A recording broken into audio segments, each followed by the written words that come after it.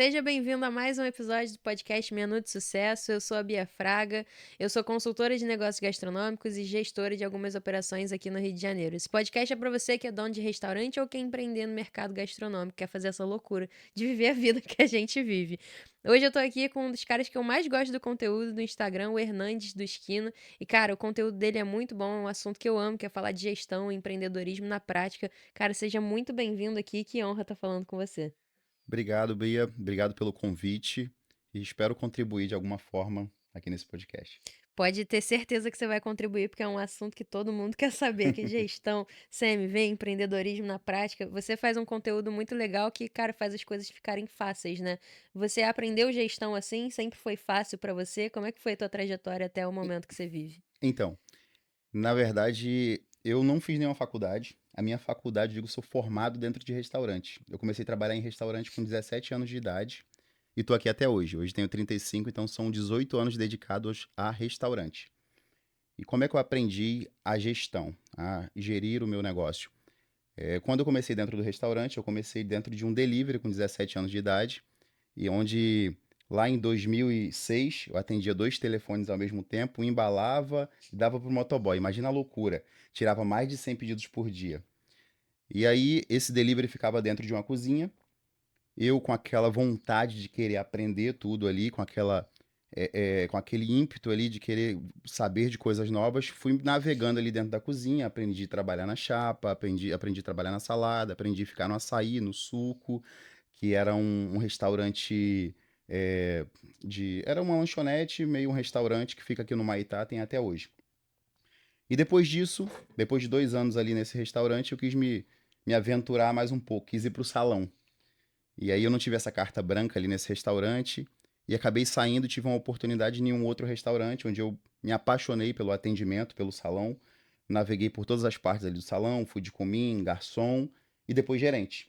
Então eu já tinha feito tudo em restaurante, mas eu não tinha ainda sido dono do meu restaurante. Eu já sabia, liderar a equipe, já sabia operar toda a parte da cozinha, mais como curioso, mas já sabia operar.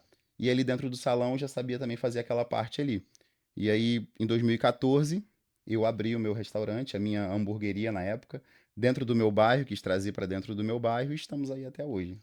Caraca, foi a faculdade do É, restaurante mesmo então, na prática, né? Por isso você fala de empreendedorismo na prática, né?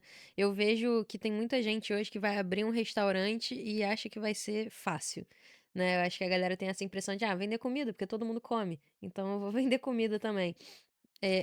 Qual visão que você tem sobre essa nova leva de empreendedores que estão começando um negócio achando que, cara, ter um restaurante é glamuroso? então, o restaurante por si só, ele tem uma barreira de entrada baixa, certamente. Então, você pode abrir hoje com iFood, com os marketplaces, até próprio com os canais digitais que tem, você pode abrir um restaurante dentro da sua casa e pode servir comida como foi na pandemia, e tantos restaurantes nasceram e hoje estão grandes na pandemia e outros ficaram pelo caminho. Até por isso, por não entregar todo esse glamour, por não saber, enfrentar as dificuldades que vêm pelo meio do caminho, por não ter tido esse aprendizado que você tem quando você está dentro de um restaurante e aprendendo todo dia ali, como eu falo, você acaba aprendendo na prática, todo dia você aprende uma coisa nova. Então, é um caminho muito doloroso, não tem nada de glamuroso, muito pelo contrário, e assim, não é nada fácil como as pessoas imaginam, não, é bem complicado. A gente que está dentro sabe como é.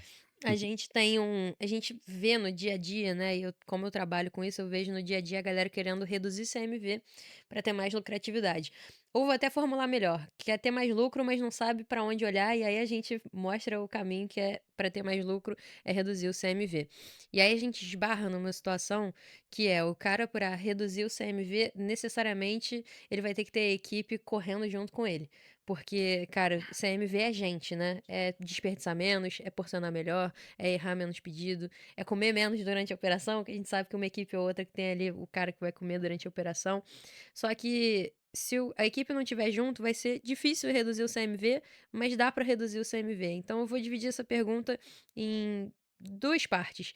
Quando a gente quer reduzir o CMV primeiro, sem olhar para a equipe junto, a gente olha para o cardápio. Então, o cardápio é uma coisa que eu consigo mexer ali, mudar um porcionamento ou outro, fazer uma composição melhor dentro de um prato, e depois eu vou motivar a minha equipe a contar o estoque, a fazer o controle melhor de recebimento de mercadoria.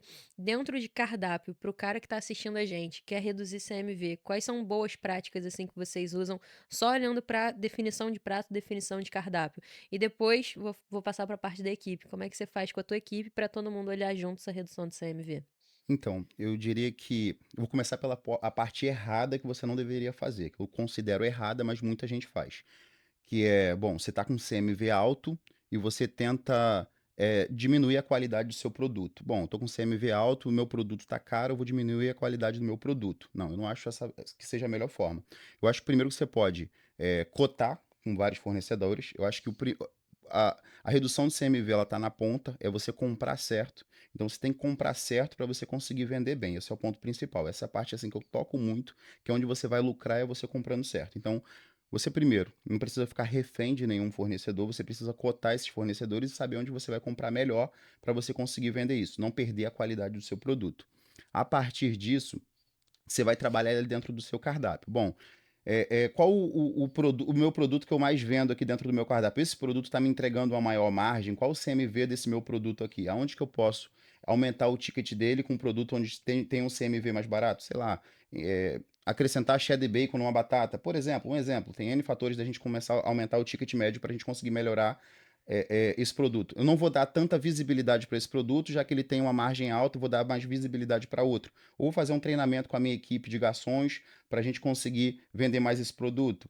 Por exemplo, incentivando a minha equipe, dando uma premiação para essa equipe para a gente conseguir rodar mais esse cardápio e conseguir ser mais assertivo nessa venda e assim diminuir o CMV. Então, acho que sobre cardápio, esse é o começo da gente conseguir fazer. Não começando pela forma errada e atingindo esses pontos para a gente conseguir diminuir o CMV. Já na outra pergunta que você fez, sobre equipe, como a gente tem uma equipe enganjada, né, no CMV. Então, o primeiro ponto é todos precisam entender de fato o que é o CMV e qual a importância dele. E a partir disso, a gente também premiar a nossa equipe. É, bom, a gente ter ficha técnica à vista, a gente tem que entender se aquela ficha técnica ali está sendo feita à risca, a gente ter essa ficha técnica dentro da cozinha, todo mundo entender de fato a ficha técnica. Dentro das nossas cozinhas, a gente tem uma função chamada de guardião da ficha técnica, que ele é responsável por, uma vez por semana, ele refaz toda a ficha técnica e nos outros dias da semana ele está ali pronto para poder ver se todo mundo está de fato seguindo à risca ali a ficha técnica. O outro ponto é ter tudo isso à vista e de fato todo mundo enganjado. Por exemplo, o nosso CMV nessa semana está em 38%. Galera, se a gente conseguir reduzir esse CMV para 32%, a gente vai fazer um churrasco aqui no domingo à noite, todo a gente vai fazer um churrasco aqui, chopp e cerveja para todo mundo. Isso é uma forma da gente conseguir manter a equipe enganjada e premiar de fato todo mundo e assim, todo mundo está junto em prol daquele mesmo objetivo ali. Eu acho que isso funciona muito bem. Cara, e você falou um ponto que pra mim é muito importante também, que é, você falou: "Ah, pessoal, essa semana nosso CMV tá tanto". A gente vê muita gente falando: "Ah, eu conto só uma vez por mês o estoque". Qual a importância da contagem semanal do estoque para o dono de restaurante? Eu acho que, inicialmente, para a gente conseguir manter esse controle, a gente conseguir. É difícil. As primeiras semanas, para a gente que conta todo mês, para a gente começar na primeira semana, vai ser muito difícil. Mas depois ela já começa habitual para todo mundo. Você ter essa semana ali tendo contada e você ter esse controle, fica até mais fácil para você ter as suas métricas ali do mês. Você não fica refém no mês. Por exemplo, eu sei onde que eu preciso melhorar essa semana. Poxa, meu CMV tá baixo essa semana, então eu posso atacar em promoções na última semana para a gente conseguir um faturamento maior do mês, talvez. Eu não sei, você consegue, com a métrica do CMV e essa contagem de estoque, você consegue seguir esse caminho. Agora, mensalmente fica um pouco difícil. É, e você só descobre o problema depois que já fechou o mês, né. Se você só conta uma vez por mês, você só vai É, descobrir que seu CMV deu 40 depois que já fechou o mês, aí você não pode mais fazer nada. Se é nas primeiras semanas, para as outras você já consegue resolver, né.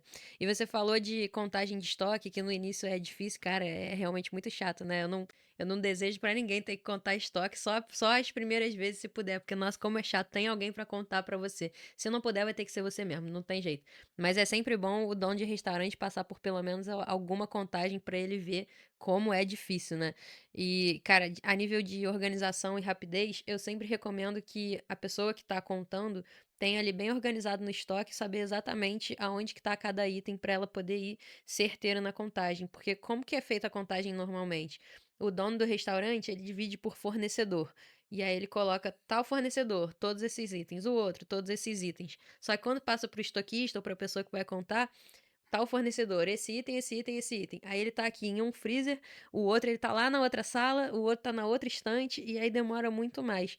Vocês hoje têm um processo de contagem de estoque, uma organização de estoque, tudo isso que agilize essa contagem? Então, a gente já hoje a gente conseguiu esse corpo já, né, não foi fácil. Lá atrás a gente contava sozinho, quando eu aprendi a contar estoque e aprendi o quanto aquilo ali era necessário para o meu crescimento de uma forma saudável.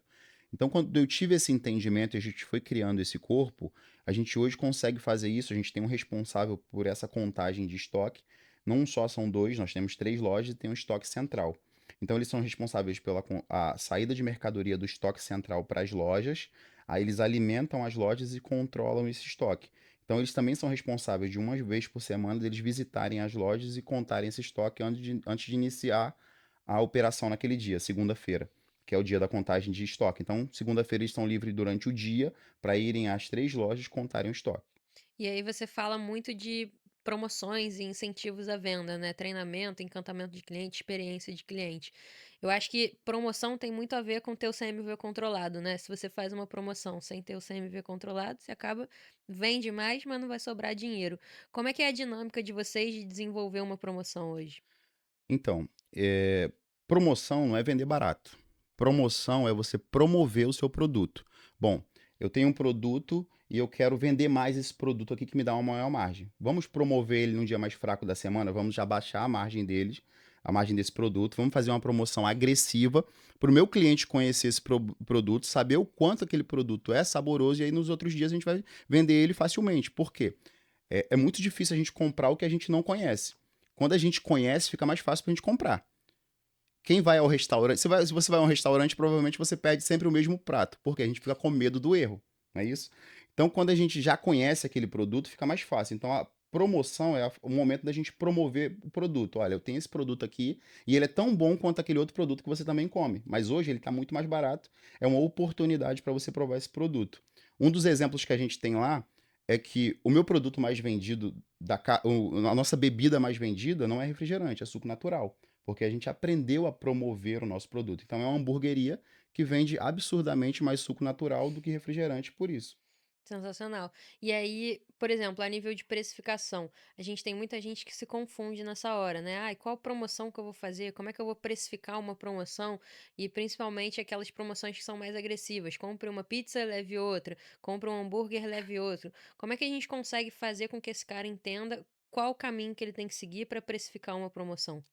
Então, na verdade, assim, você tem que entender eh, eh, todos os seus números.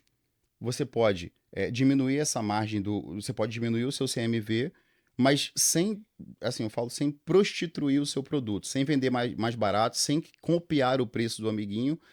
Você tem que entender os seus números. Se você não entender os seus números, você não vai conseguir fazer uma promoção. Você não vai conseguir fazer uma promoção copiando do seu amigo. Eu não posso fazer uma promoção para você sem entender quais são seus custos fixos, seus custos variáveis e sem entender qual a realidade do seu negócio naquele momento. Então, o primeiro ponto é, você tem que entender a sua realidade para você conseguir de fato fazer uma promoção. Você não vai conseguir copiar a promoção do seu amigo que está fazendo compre um hambúrguer, leve o outro, porque talvez ele esteja ganhando o segundo hambúrguer pelo fornecedor dele que está dando o segundo hambúrguer dele e você não sabe. Entendeu? Então, se você está copiando a promoção do seu amigo, é o primeiro erro que você está cometendo, o que você não pode fazer. Se você não está entendendo quais são os seus números, também é um outro erro que está cometendo. Então, o primeiro ponto é entenda os seus números para você conseguir fazer uma promoção. E vocês têm muitas ações e campanhas por sazonalidade também. Vocês fazem campanhas específicas, marketing para um dia específico ou marketing para por exemplo, uma temática específica. Isso funciona? É um marketing agressivo? O público compra essa ideia junto com vocês? Então, muito. Assim, principalmente pelo hambúrguer do mês. Quando a gente começou a fazer hambúrguer do mês, tem mais ou menos 5 anos atrás que a gente iniciou essas campanhas de hambúrguer do mês e funcionou muito bem. Que, assim, como é sazonal e a gente mantém a nossa palavra ali daquele produto ser sazonal, então dá a ideia de escassez. Ele vai acabar num certo momento, então eu preciso comprar aquele produto ali. e a gente precisa manter essa palavra que o hambúrguer do mês, ele vai ficar só naquele mês. Então, ele dá aquele gostinho de quero mais, ele dá aquele gostinho de eu não provei, eu perdi a oportunidade, e a gente fica com essa carta na manga de trazer esse produto novamente para um cardápio, uma outra hora, e a gente fala para o cliente, ó, era só naquele mês, você perdeu, vai vir um outro que é melhor ou tão bom quanto aquele. Então a gente fica com essas cartas na manga. Eu gosto muito de trabalhar com o produto do mês, eu trabalho também com o hambúrguer do mês, porque é um produto que eu consigo até cobrar um pouco mais caro, né? Porque é um produto que o cara sabe que só vai ter naquele momento, então se ele não comprar agora, já era, eu consigo aumentar meu ticket médio, porque eu tô vendendo para um público que vai estar disposto a pagar, porque vai ser um insumo específico, de repente, vai ser um produto que realmente não vai ter mais, então é um produto que eu forço um ticket médio já naturalmente maior. Eu nem olho tanto para matemática, eu vejo o custo e falo, cara, o preço é esse, vou botar um pouquinho mais caro, porque eu posso, porque é um produto sazonal. A lógica para vocês é a mesma, então. Exatamente, assim, é exclusividade. É um produto exclusivo, onde experiência não tem preço. A gente paga pelo produto, mas experiência não é palpável, a gente não consegue cobrar pela experiência. Talvez seja a única vez que você vai comer aquele produto ali e você vai poder falar numa roda de amigo, falar, cara, eu já provei um hambúrguer que era espetacular, mas não tem em qualquer lugar, só teve uma vez naquele lugar. Então, você pagou por aquela experiência, você não está pagando por um produto. Então, a gente parte dessa máxima que exclusividade não tem preço, a gente consegue pagar um pouco mais desde que você consiga criar um storytelling daquele produto ali e isso fique claro para o seu cliente, que ele enxergue valor naquele produto ali, e a partir disso ele vai cobrar, que é com certeza da forma que você faz. E aí o treinamento da equipe passa por isso também, né, pessoal? Esse é o hambúrguer do mês, vamos oferecer. A galera prova o hambúrguer, o teu time prova, consome os produtos para poder vender melhor. Então, a gente tem essa mística lá, né? Primeiro o hambúrguer do mês, já tem um ritual nosso, a gente entra para dentro da cozinha, a gente entra para a cozinha e começa a produzir três, quatro ali, a cozinha toda vai, cada um parte um ali, a gente parte em quatro, cada um prova e aí dá o seu feedback, como é que tá, o que que deveria melhorar, que não. Primeiro a gente faz essa experiência ali dentro, né, para entender, e depois a gente lança o produto se for o caso. Então a gente trabalha com dois hambúrgueres na manga sempre. A gente está trabalhando em um mês agora e no mês seguinte do próximo já estão na manga. A gente já tá, o do mês seguinte já está validado e no próximo mês a gente vai validar no próximo seguinte para a gente já estar trabalhando e ganhar uma folga. Já tá sempre com a organização, né, já Sim. tá com o calendário pra frente. A nível de campanhas de marketing também, então, é a mesma coisa, né, tipo, vocês já sabem cara, por exemplo, eu vejo muito pessoal falando: "Me dá uma ideia para o Dia das Crianças". Aí eu: "Cara, você sabe que vai ter Dia das Crianças todo ano, sabe, não pensa em cima da hora, já programa alguma coisa, Dia das Mães, Dia dos Pais, Dia das Crianças, Carnaval, a gente sabe que vai ter todo ano, então já dá pra criar um calendário, não deixa pra em cima da hora". Lá vocês têm esse calendário, esse cronograma? É assim, a gente consegue criar um cronograma do mês ali, né? Todo mês a gente se organiza com a equipe para a gente conseguir montar esse cronograma. E existe as datas soltas ali no mês, né? De acordo como, por exemplo, eh, sei lá, filme da Barbie vai rolar. Então, são coisas que vão ficando soltas, ou coisas que estão em alta. Por exemplo, tem coisa em alta, a gente consegue soltar ali de acordo com o que está acontecendo no digital, a gente consegue soltar. Mas esse calendário, a gente já cria esse calendário anual, e aí a gente solta ele do que vai acontecer para a gente poder fazer. Agora, por exemplo, no mês de outubro tem Dia das Crianças e dia 15 tem Dia dos Professores, que é um mês muito forte para a gente, é bom se você conseguir explorar. Entendeu? Então você consegue explorar essas duas datas e consegue ter essas campanhas sempre vivas.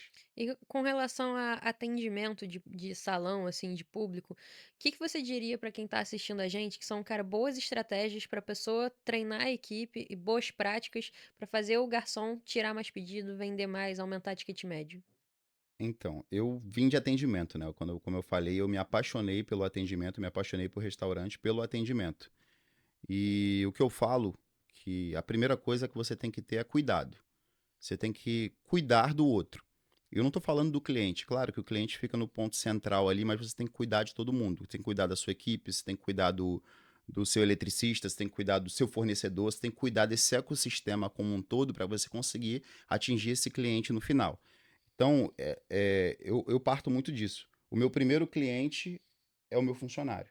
É quem está dentro trabalhando comigo, é quem eu tenho que cuidar melhor até do que o cliente que está ali fora para ele conseguir entregar para o meu cliente. É aquela máxima do funcionário feliz, cliente feliz. Ele vai retribuir isso para o cliente. Então, o primeiro ponto para você conseguir atender bem é ter uma equipe feliz e animada, entendendo o propósito da sua marca, para você ter essa equipe enganjada para conseguir retribuir isso para o seu cliente. Então o Esquina tem isso muito forte e eu bato muito nessa tecla para a gente conseguir entregar isso para o meu cliente, atingir o cliente de certa forma.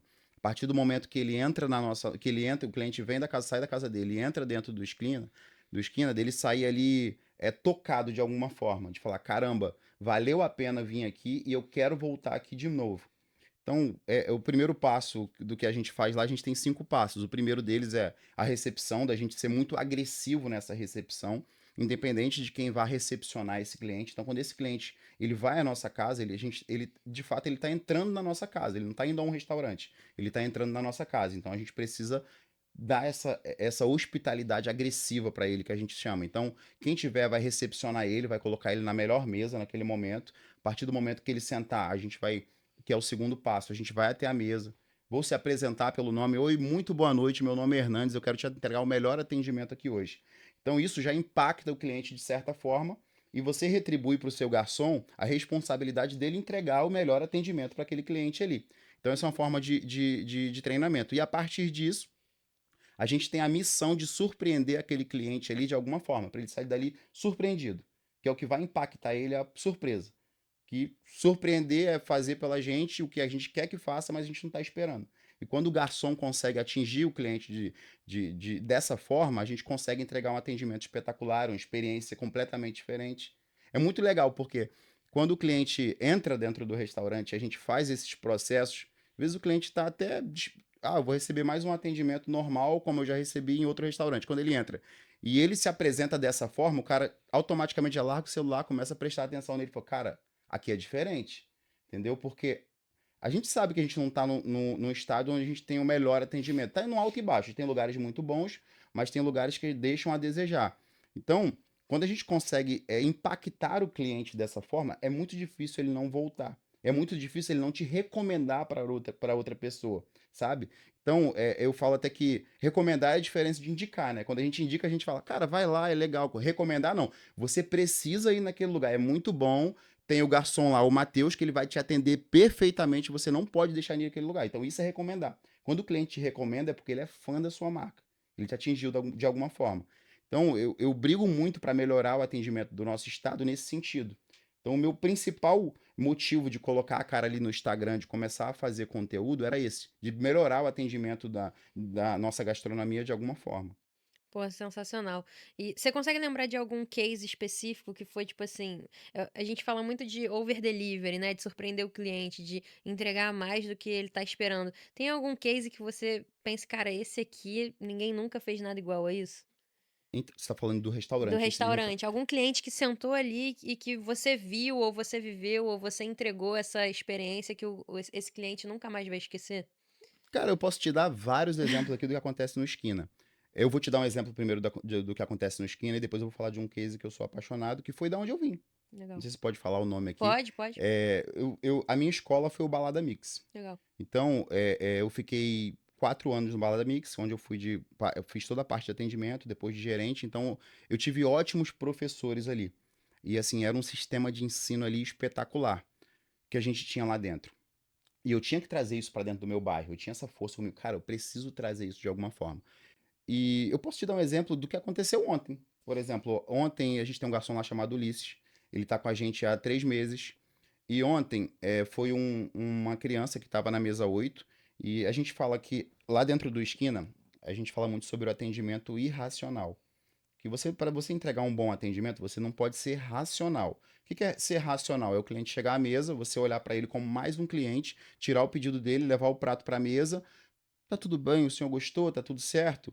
Poxa, volte sempre. Isso para mim é ser racional e fazer mais do mesmo. Você precisa ser irracional. O que é ser irracional? É você não se colocar no lugar do cliente, mas você entender o que o cliente está querendo naquele momento. Diferente do que é você se colocar. Além de que você se colocar no lugar do cliente. Então, chegou um pai lá e o menino tava chorando, meio nervoso, tava assim, meio nervoso. Então a gente tem lá um método de que a gente tem que entender o que está acontecendo, perceber e agir. Então o Ulisses ele entendeu que o garoto estava nervoso, ele precisava agir de alguma forma.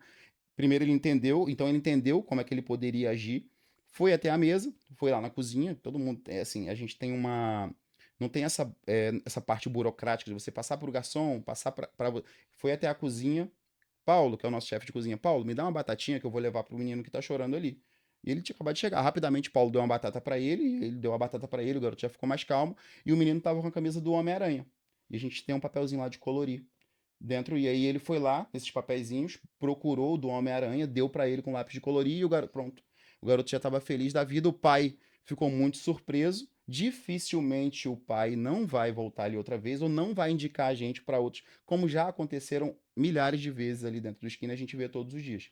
Então a gente tem um treinamento toda segunda-feira dentro das lojas, não é dentro de uma loja só, é dentro das lojas, que o garçom atende o garçom.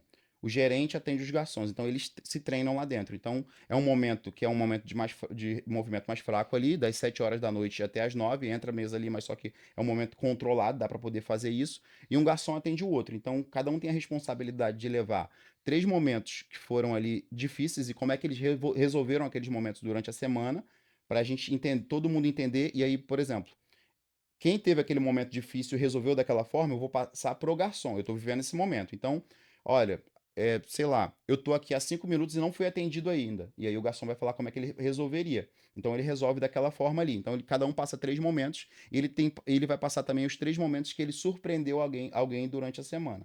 Entendeu? Então eles têm a missão de surpreender alguém ali todo dia ali dentro. Cara, incrível, amei Entendeu? isso. É, E aí já é uma rotina toda segunda-feira, toda pra segunda-feira. toda semana. Sensacional, Assim, amei essa ideia. Assim, a gente tem uma equipe que tá todo mundo conversando a mesma língua, a gente fortalece essa cultura e mantém todo mundo assim mais assim falando a mesma língua, de fato. A gente mantém todo mundo enganjado e a equipe mais treinada. Eles mesmos se treinam ali. Você E tem aí, uma relação muito transparente, né, com eles. cara, assim, muito tranquila. Eu acho que essa relação ela precisa ser leve para a gente conseguir fazer isso. O meu modelo, o nosso modelo de trabalho, de atendimento, se ele não for leve, ele não tiver pessoas que tiverem prontas ali para se dedicar a fazer aquilo ali, ele não vai acontecer. Quando eu saí do restaurante, eu tinha algumas coisas que me pegavam. E eu falo, cara, quando eu abrir meu restaurante, eu não quero levar isso aqui para mim. Uma é o quê?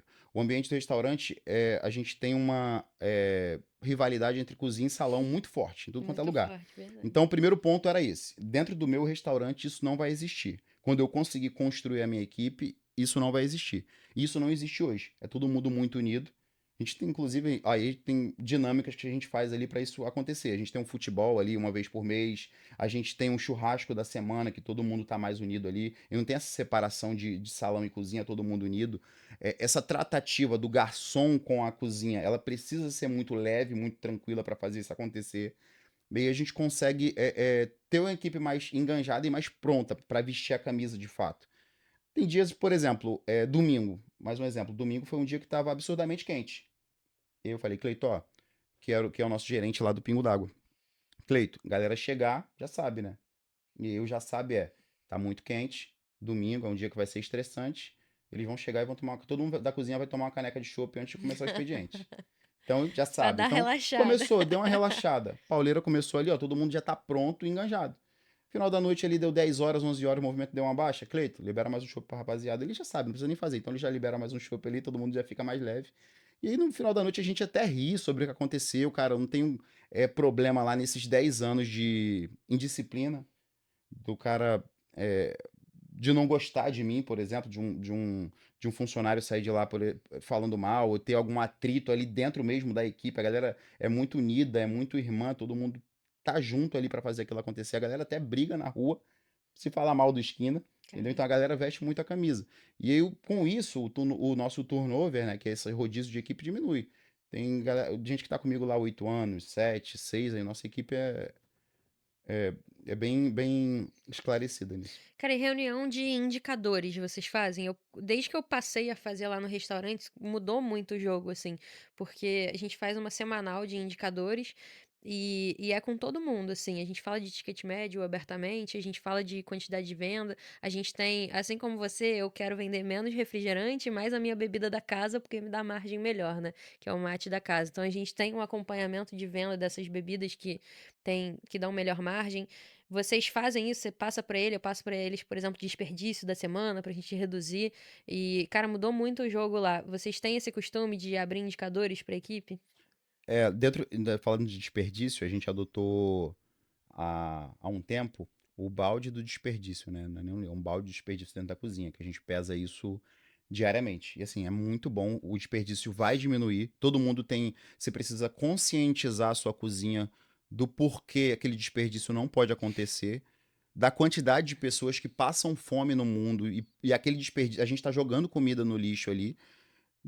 Nosso CMV que está aumentando, todo mundo tem que estar conscientizado sobre aquilo que está acontecendo, então ajudou muito a gente nesse sentido.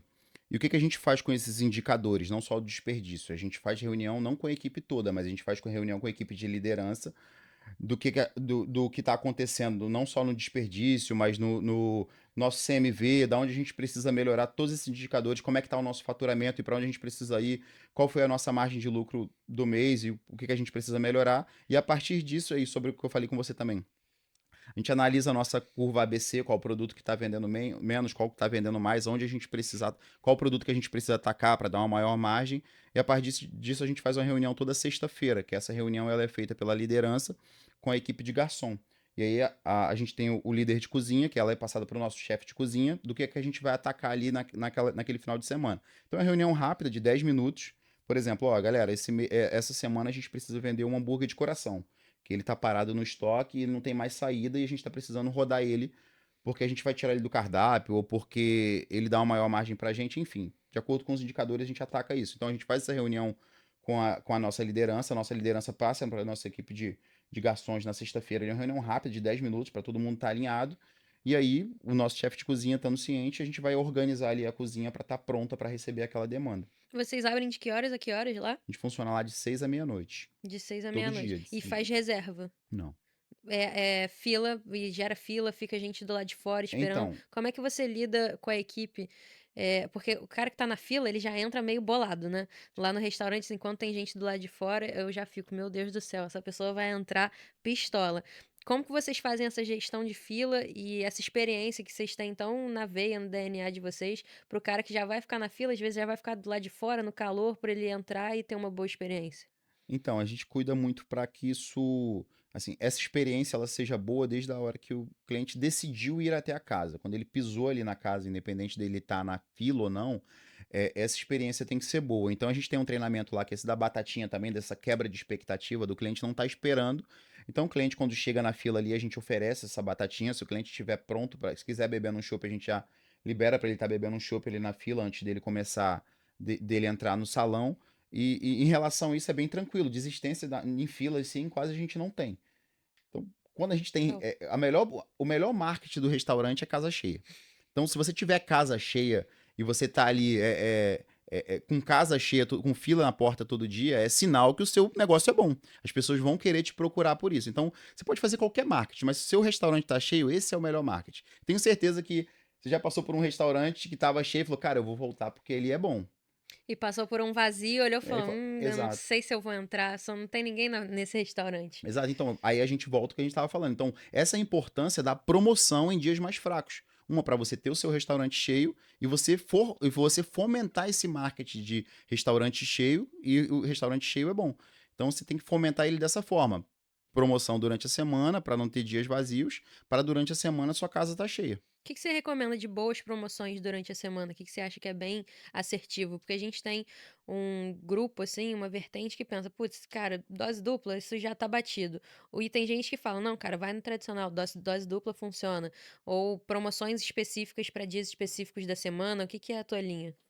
Então, eu acho que você tem que entender de fato quem é o seu cliente ideal, como é que você está levando essa conversa para você conseguir, de fato, ser assertivo nessas promoções.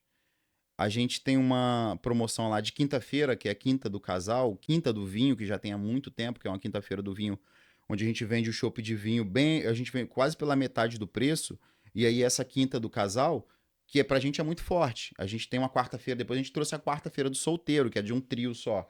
Então, acho que você trazer, fortalecer esses dias e deixar isso muito marcado na cabeça do cliente, que de fato naquele dia tem aquela promoção e ele vai conseguir achar ali, eu acho que essa é a forma mais assertiva, independente se seja dose dupla, se seja é, é, quarta dos amigos ali, um valor para você dividir, colocar ali para os amigos, acho que você consegue trazer o cliente, porque o papel principal da promoção é você ser atrativo. Isso não quer dizer que você vai vender aquela promoção. Então, tem que ser algo atrativo para você trazer o cliente, ter isso como isca, e quando ele chegar dentro da sua casa, ele entender que tem outros produtos ali que ele pode comprar. Eu tenho certeza que nesse dia da promoção em si, o seu cardápio vai rodar muito mais até do que esse produto que você colocou propriamente em promoção, que é o que acontece de fato. Sensacional. Cara, sobre, produtos personalizados, como você é um cara que entende muito de marca, de ambiente, de experiência do cliente, qual a importância de ter uma casa que tem produtos guardanapo personalizado, um papel bandeja, um papelzinho para criança, né, pintar? Qual a importância tá com o casaco, né, qual a importância de ter a marca replicada no restaurante? Eu acho que você consegue gerar essa conexão, você cria esse elo do cliente com a marca. Então você está estampado ali, quando ele entra naquele ambiente ali, naquela atmosfera, ele está entrando no mundo do seu restaurante. Ele está entrando no mundo esquina, no nosso caso, por exemplo. Então, toda a comunicação ali tem que ser voltada para o esquina, não só no guardanapo, não só na forma que o garçom está vestido, mas na forma até que o garçom se comunica. Então é uma linguagem totalmente própria para aquele negócio ali. Porque o cliente está esperando aquele tipo de linguagem, está dentro do seu brand, tá o que você criou ali. Então, naquele imaginário, ele está num universo diferente. Então, quando você consegue deixar isso muito claro para ele, até esse cliente mesmo fica mais envolvido com isso. Fica mais fácil para você criar campanhas de marketing, fica mais fácil para você trazer esse cliente. Ele vem até para sua loja de uma forma involuntária. Sem perceber, ele está dentro da sua loja. Porque aquilo ali já está no mundo dele, a sua comunicação, a forma que você está falando. Então fica muito mais fácil, não fica algo solto ali. Você com a linguagem perdida com o seu cliente. Então, como eu falei de comunicação, de todo mundo estar falando a mesma língua ali dentro do restaurante, é sobre isso. Não adianta o meu garçom tá falando com uma linguagem formal na mesa se o nosso ambiente é completamente informal. Então não faz o menor sentido. Então ele tem que estar alinhado com aquilo que a gente está falando. E esses papéis bandejas, essa marca, essa comunicação é muito importante. Até o nosso garçom, que é o motoboy, né? O nosso motoboy que tá na ponta e a gente não valoriza tanto isso. Esse mesmo trabalho que é feito com o garçom, ele é feito com o motoboy. O motoboy, ele precisa chegar na casa do cliente, ele precisa dar muito boa noite, ele tem que se apresentar pelo nome, ele tem que pedir, olha só, dona Maria, você pode abrir essa embalagem? Porque senão a Ariane vai puxar meus cabelos quando eu voltar lá, se tiver errado isso aí. E a dona Maria abre lá a embalagem, na mão, ó, dona Maria, muito obrigado, espero te ver novamente. Entendeu? Então, esse treinamento também é feito com garçom. Essa linguagem que a gente comunica, ela também precisa estar pronta com os nossos motoboys ali para estar comunicando para todo mundo. Experiência de delivery, as pessoas têm a impressão de que: "Ah, vou vender delivery porque é mais fácil, porque não tem o olho a olho ali com o cliente". Mas é ainda mais difícil, né, porque é muito rápido. O motoboy entrega e rapidinho já tem que voltar para fazer outra corrida.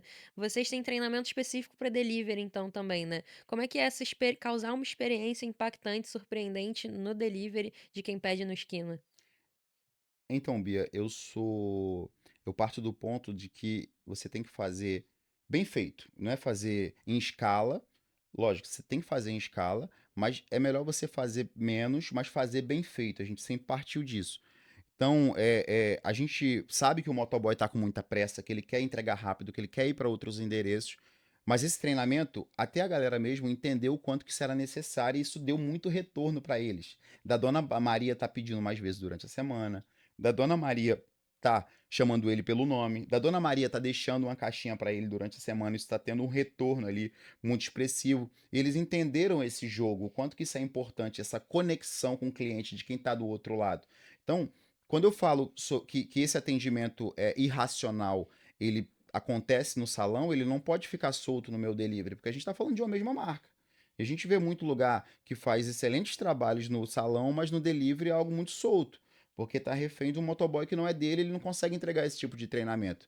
Então, quando eu falo de fazer muito bem feito, e trabalhar numa escala menor, é fazer esse tipo de trabalho, entendeu? Então a gente preza muito por isso. E embalagem passa por isso também, né? Embalagem, cara, tem que conservar a temperatura, tem que fazer o produto chegar perfeito na casa do cliente e tem que ter uma identidade visual marcante também, né?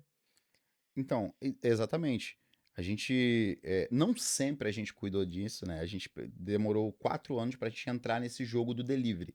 Eu vim de delivery, mas eu fui um cara que sempre tive muito receio do delivery, porque eu falei, cara, o meu negócio é salão, eu quero fazer isso aqui acontecer no salão, eu quero criar essa experiência. A gente está montando um restaurante, a gente está montando um restaurante, não é? O meu produto é hambúrguer, mas eu tenho um restaurante. Eu sempre tive isso muito em mente de não querer entregar rápido, de criar experiência, de querer marcar na cabeça do cliente, de criar um momento importante ali. E eu falei, cara, como é que eu vou fazer isso no delivery? E aí o delivery foi acontecendo, eu deixei muito solto até chegar o momento da pandemia. E quando chegou a pandemia, eu falei, cara, eu preciso profissionalizar isso aqui da forma que a gente já consegue entregar no salão. Porque era exatamente o que estava acontecendo. A gente entregava um ótimo serviço no salão, mas o meu delivery estava muito solto e isso parecia que era uma outra marca que estava entregando. E aí a gente foi entender, de fato, como é que a gente melhorava processo, como é que a gente melhorava agilidade, como é que a gente entregava uma melhor embalagem, como é que a gente também entregava experiência no delivery, e aí a gente conseguiu unir as duas coisas. Que você diria que é uma boa virada de chave para o cara que quer melhorar a avaliação, né, diante de uma boa experiência e principalmente aumentar a quantidade de avaliação, que eu acho que essa é uma dúvida de muita gente que assiste a gente, que é, cara, eu preciso bater o mínimo de 4,7 para ser super restaurante e eu preciso ter mais avaliações, porque às vezes se o cara tem uma avaliação baixa, se ele tem um baixo número de avaliações também, se não tem muita gente respondendo, aí essa uma avaliação baixa já despenca toda a nota dele. O primeiro ponto eu falo que é com delivery você tem que cumprir o que é proposto, é diferente do salão. Não é que você não está cumprindo o que é proposto no salão. No salão, o cliente vai ali aberto para sentar, curtir a experiência, curtir o momento. Você pode entregar com um pouco mais de tempo. Então, ele não está ali com tanta pressa, ele está curtindo o momento. No delivery é completamente diferente. Ele está em casa, ele chegou do trabalho, estressado. Você não sabe como é que tá ali. Ele está esperando o filme dele. O filme dele vai começar. O filme ou o futebol dele vai começar em 15 minutos. E ele fez o pedido agora. Ele está esperando que chegue antes do filme ou futebol começar. Então, você tem que cumprir o que é proposto. Como é que é isso? Bom, se você fala que entrega em 19 minutos, você tem que entregar antes dos 19 minutos. Se você entrega em 39 minutos, você tem que entregar antes de 39. Então, o primeiro ponto é cumprir o que é proposto. O segundo ponto é surpreender. Então, você consegue surpreender numa ótima embalagem, você consegue surpreender num bilhete à mão, você consegue surpreender em um docinho de leite que vai mandando para esse cliente, você tem que surpreender ele de alguma forma. Então, quando você consegue unir esses dois pontos, cumprir o que é, ai meu Deus, cumprir o que é proposto e surpreender o cliente, você consegue essa avaliação e consegue aumentar a sua nota. O que não pode é você falar que vai entregar em 30 minutos e está entregando sempre em 60. Dessa forma, você não vai conseguir. E você consegue fazer esse ecossistema do cara pedindo delivery, estar no presencial e quando vai para casa pedindo delivery, você consegue fazer essa rotação de cliente? É muito difícil. É. É o público do presencial é o público do presencial, do E, delivery é do delivery. você até consegue fazer, só que assim, são dois públicos completamente diferentes. Se você não está conseguindo fazer isso, não acho que alguém está inventando a roda novamente ou está conseguindo fazer, são públicos completamente diferentes. É possível fazer, você consegue trazer esse cliente para cá, mas assim, o cara que é do delivery, ele vai pedir no delivery. O cara que é do salão é do salão. Eu vou te dar um exemplo aqui. A gente tem ferramentas de CRM lá que a gente consegue entender como é que está o andamento do nosso delivery. E aí, com o hambúrguer do mês, eu tive a ideia de fazer o seguinte: eu vou premiar os 3 melhores clientes e vou trazer esses 3 clientes para provar esse hambúrguer do mês e validar esse produto. Que é uma ideia até legal, né? E aí eu resolvi o quê? Pô, vou ligar para esses clientes. Separei 3 nomes lá. Primeiro não atendeu, segundo não atendeu, terceiro não atendeu. Caraca. Liguei, mandei mensagem, expliquei o que, que eles queriam, porque ligação. Expliquei o que, que era. Ah, não, não pode ser em casa, não. Eu não quero ir no salão, tenho vergonha, não gosto de sair e tudo mais. Aí eu falei, cara, aí eu não vou tentar, insistente. Liguei, liguei, liguei. Enfim, não consegui trazer ninguém. Liguei para mais de 10, não consegui trazer ninguém. peguei para esses 3 primeiros, enviei para eles, falei: "Olha, aqui, me fala como é que é e me fala se está validado, se vocês gostaram como premiação", que é o que a gente faz até hoje. E aí eles falaram aí me deram o feedback deles que estava legal, mas eu entendi que não dava para fazer. A minha ideia era fazer o quê? Trazer o casal, eram 3 clientes, os 3, então você vai trazer o seu par, vem até a mesa, a gente faz um: "E aí, vocês gostaram?", tudo mais, e fazer uma entrevista, só que ninguém quis. Eu tiro por mim, eu não sou cliente do delivery. Dificilmente eu peço no delivery. Eu e minha esposa, a gente gosta muito de ter a experiência, de ir até o restaurante. E, assim, é muito difícil para você virar essa chave de quem é do delivery para quem pede em casa. Se você pudesse dar um vou até abrir, ó, aquela tua câmera, dar um último recado pra gente finalizar com chave de ouro esse podcast. O teu recado pra quem tá empreendendo, tá com alguma dificuldade, tá com medo de continuar, tá sabe, sempre tem aquele empreendedor que, pô, já tá pensando em desistir e tá assistindo a gente como, assim, a última esperança dele. Teu recado pra gente finalizar bem o podcast. Então, o primeiro passo já é não desista. Não desista, porque se você desistir no primeiro desafio, você vai ficar pelo caminho. Então, esses desafios que vão deixando a gente forte e vão fazendo a gente crescer no meio desse caminho. Vai ser difícil, essa caminhada é muito difícil, não é fácil, como eu e a Bia falamos aqui no começo. Esses desafios vão aumentar, quanto mais você cresce, mais eles vão crescer, mas eles vão te deixar mais forte ao longo do caminho. Pessoal, se você assistiu esse episódio e teve uma sacada que seja, coloca aqui nos comentários que a gente está acompanhando todos os insights que você tem aqui. Sua rede social para o pessoal te seguir O Instagram, pai do esquina. e o do Esquina. Do esquina é esquina hamburgueria, esquina hamburgueria. Segue lá, tem muito, muito, muito conteúdo maneiro. Eu adoro os conteúdos. Vocês sabem que eu só trago aqui no podcast quem eu confio. Então pode seguir os conteúdos, cara, é sensacional. Não esquece de deixar o seu like aqui embaixo, clica no curtir e compartilhar esse vídeo com a sua rede de donos de restaurante, porque esse episódio, cara, virou uma aula, poderia ser um doutorado em gestão e experiência de restaurante. Obrigada pela sua presença aqui. Foi um privilégio, uma honra estar com você aqui hoje. Eu que agradeço, Bia. Obrigado pelo convite. E pessoal, não esquece de se inscrever no canal, clica aqui em se inscrever para você receber a notificação cada episódio novo que vier do Menu de Sucesso. Um beijo, até o próximo episódio, valeu, valeu!